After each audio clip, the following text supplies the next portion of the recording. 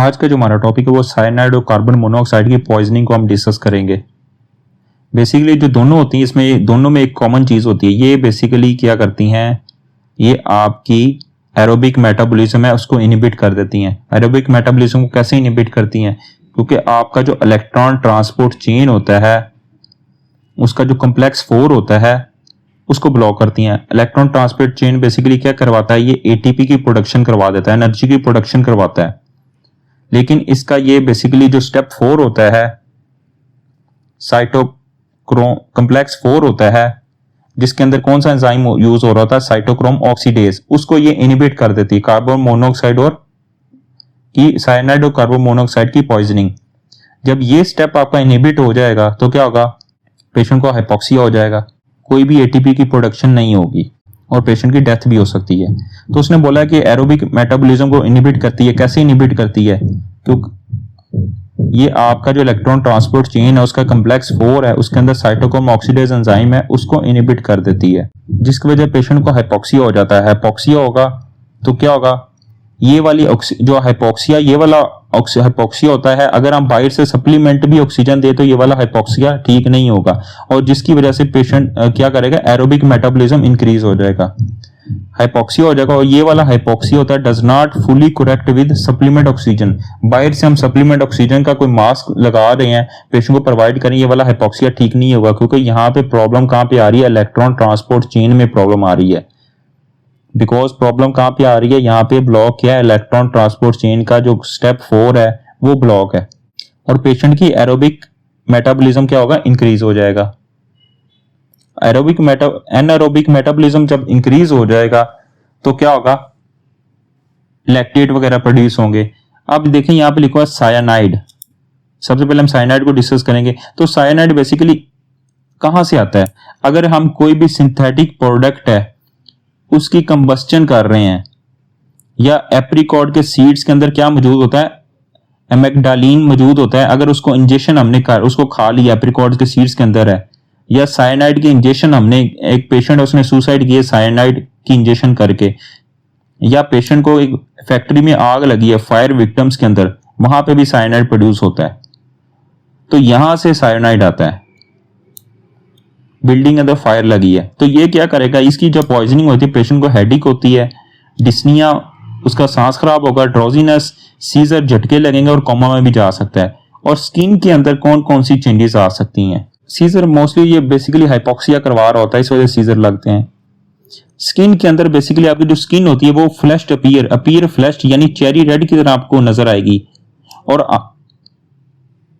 आपके जो रेटिना के अंदर वेन्यूल्स आपको नजर आएंगे, वेन्यूल्स इन रेटिना अपीयर ब्राइट रेड। और पेशेंट का जो सांस के अंदर है उसके अंदर बादाम यानी आलमंड, बिटर आलमंड ऑर्डर आ रही होगी। तो उससे आप क्या अंदाजा लगाते हैं पेशेंट को साइनाइड पॉइजनिंग हुई है।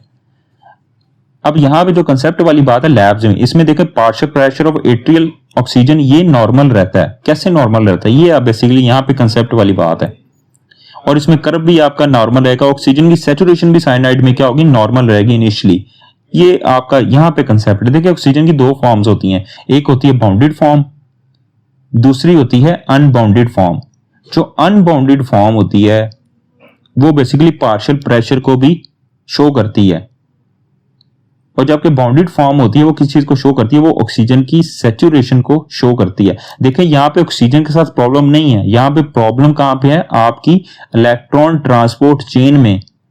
साइनाइड क्या करवाता है, आपकी प्रॉब्लम कहां पे, साइनाइड में, इलेक्ट्रॉन ट्रांसपोर्ट चेन में।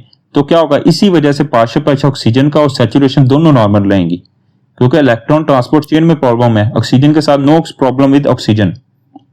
इसी वजह से partial pressure of atrial oxygen और पार्शियल सैचुरेशन ऑफ ऑक्सीजन क्या होगी, नॉर्मल रहेंगी। और आपके जो एलिवेटेड लैक्टेट ये कहाँ, ये बेसिकली आपका एनारोबिक मेटाबॉलिज्म जो हो रहा होता है वहां से आ रहे होते हैं, और जिसकी वजह से आपका आयनाइन गैप बढ़ेगा और पेशेंट को मेटाबॉलिक एसिडोसिस हो जाएगा।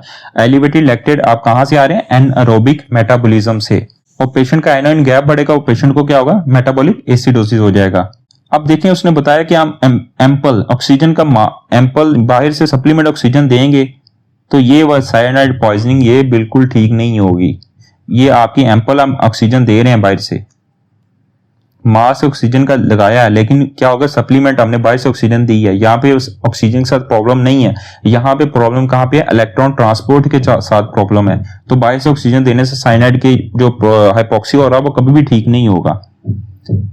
Can not be use due to ineffective oxidative phosphorylation हो रही है, इनफेक्टिव है। क्यों? क्योंकि ये इलेक्ट्रॉन ट्रांसपोर्ट चेन क्या कर रही है, एटीपी प्रोड्यूस नहीं कर रही, तो जिसकी वजह से ऑक्सीडेटिव फास्फोरिलेशन क्या होगी, इनफेक्टिव हो जाएगी। अगर आपको साइनाइड पॉइजनिंग आ गई है तो सबसे पहले हम उसका कपड़े रिमूव करेंगे। कपड़े रिमूव करने का मकसद क्या होता है, आपके कपड़ों में साइनाइड हो सकता है। अगर किसी भी बिल्डिंग में आग लगी है तो उसके कपड़ों में क्या होगा, साइनाइड होगा। उसको सबसे पहले डीकंटेमिनेशन करेंगे, यानी उसके कपड़ों को रिमूव करेंगे ताकि साइनाइड मजीद ना पहुंच सके। दूसरा, हम हाइड्रोकोबालामीन देंगे। ये विटामिन B12 की ए है, विटामिन B12 ए है। ये क्या करता है, ये आपका जो हाइड्रोकोबालामीन है ये साइनाइड के साथ बाइंड करता है और सायानो कोबालामीन बनाता हो, जो आपको रीनल, उसकी वजह से आपका रीनल की एक्सक्रीट कर देता है। थर्ड में क्या होगा आपका, नाइट्रेट्स। नाइट्रेट्स क्या करेंगे, हीमोग्लोबिन को ऑक्सीडाइज करेंगे। हीमोग्लोबिन की आपको पता है ना, दो टाइप्स होती हैं, एक रिड्यूस होती है जो नॉर्मल होती है फेरस, और दूसरी क्या होती है आपकी ऑक्सीडाइज, जो क्या होती है वो फेरिक होती है, वो ऑक्सीजन के साथ बाइंड नहीं करती है। ये हीमोग्लोबिन को क्या करेंगे, ऑक्सीडाइज कर देंगे, और उसकी वजह से वो क्या बनाएगा, वो ऑक्सीडाइज मैथमोग्लोबिन बनाएगा, जो क्या करेगी, साइनाइड के साथ बाइंड करेगी और क्या बनाएंगे, मैथीमोग्लोबिन बनाएंगे और इसकी टॉक्सिसिटी को डिक्रीज कर देंगे। और इसमें सोडियम थायोसल्फेट क्या करता है, इसमें जो सोडियम थायोसल्फेट है ये साइनाइड की कन्वर्जन को बढ़ा देता है, किसमें, थायोसाइनाइड में कन्वर्ट करेगा, और थायोसाइनाइड फाइनली कहां पे जाएगा, आपका रीनल के थ्रू एक्सक्रीट कर देगा। साइनाइड को थायोसाइनाइड में कन्वर्ट करेगा, वो नेक्स्ट क्या होगा आपका, रीनल के थ्रू क्या होगा, एक्सक्रीट हो जाएगा। अब हम कार्बन मोनोऑक्साइड की पॉइजनिंग को पढ़ेंगे।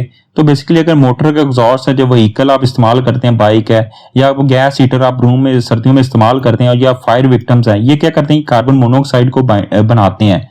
तो इसी वजह से अवॉइड करते हैं कि रूम के अंदर गैस हीटर नहीं लगाना चाहिए, क्योंकि कार्बन मोनोऑक्साइड प्रोड्यूस होती है, ये पॉइजनिंग हो सकती है।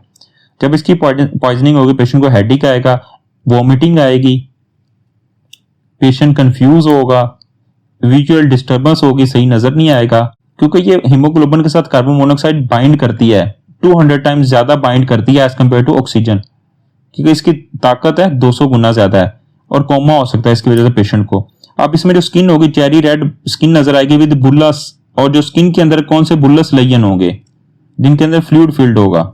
और जो मल्टीपल विक्टिम्स होते हैं वो किस चीज में इन्वॉल्व होते हैं, वो बेसिकली इन्वॉल्व होते हैं अगर family due to faulty furnace. अब इसमें पार्शियल प्रेशर और आर्टेरियल ऑक्सीजन का वो तो ठीक रहेगा,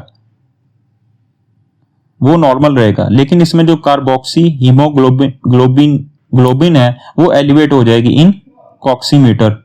पार्शियल प्रेशर ऑक्सीजन का क्यों नॉर्मल है, क्योंकि यहाँ पे जो ऑक्सीजन की अनबाउंडेड फॉर्म है वो बिल्कुल ठीक है।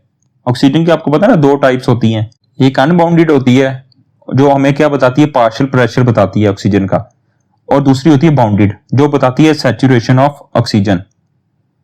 आप बेसिकली अनबाउंडेड, तो यहाँ पे बिल्कुल जो पार्शियल प्रेशर बता रही है वो उसमें प्रॉब्लम नहीं है। प्रॉब्लम कौन सी ऑक्सीजन में है, बेसिकली बाउंडेड ऑक्सीजन में है। तो बाउंडेड ऑक्सीजन में प्रॉब्लम होने की वजह से इसकी यहाँ पे पेशेंट की सैचुरेशन क्या होगी, ड्रॉप कर जाएगी, क्योंकि यहाँ पे आगे वो बाइंड कर रही होती है कार्बन मोनोऑक्साइड, और इसी वजह से आपका कार्बोक्सी हीमोग्लोबिन क्या होता है, एलिवेट हो जाता है, क्योंकि यहाँ पे बाइंड करने की वजह से, क्योंकि कार्बन मोनोऑक्साइड क्या होती है, 200 गुना बाइंड करती है हीमोग्लोबिन से as compare to oxygen. Partial pressure of oxygen क्या होगा, आर्टेरियल ऑक्सीजन नॉर्मल रहेगा। इसी वजह में एलिवेटेड कार्बोक्सी हीमोग्लोबिन कहां पे मिलेगी, कॉक्सीमीटर में। अब अगर हम ऐसे पेशेंट का जिसे कार्बन मोनोऑक्साइड हुई है, क्योंकि ये बेसिकली कार्बन मोनोऑक्साइड 200 गुना बाइंड करती है हीमोग्लोबिन से एज कंपेयर टू ऑक्सीजन, तो बेसिकली हम ऐसे पेशेंट जिसे कार्बन मोनोऑक्साइड पॉइजनिंग हुई, जब उसका हम एमआरआई करवाएंगे, एमआरआई करवाने में हमें क्या नजर आएगा, उसका जो ग्लोबस पैलिडस है वहां पे लेजन हमें नजर आएंगे। एमआरआई में हमें लेजन कहां पे नजर आएंगे, ग्लोबस पैलिडस के साइड पे, और ये रेयरली हमें साइनाइड टॉक्सिसिटी में भी ये वाले लेजन नजर आ सकते हैं। अब मैंने आपको जब ओडीसी ऑक्सीजन डिसोसिएशन कर्व बताया था तो कार्बन मोनोऑक्साइड का मैंने बताया था ये शिफ्ट इस कर्व को लेफ्ट साइड पे कर्व को शिफ्ट करती है। क्यों? क्योंकि ऑक्सीजन के साथ जो बाइंडिंग कैपेसिटी एफिनिटी है, बाइंडिंग कैपेसिटी वो बढ़ा देती है, जिसकी वजह से ऑक्सीजन है वो टिश्यूज को कम जाती है, जिसकी वजह से ऑक्सीजन की जो अनलोडिंग है टिश्यूज को पहुंच रही है वो कम पहुंचेगी।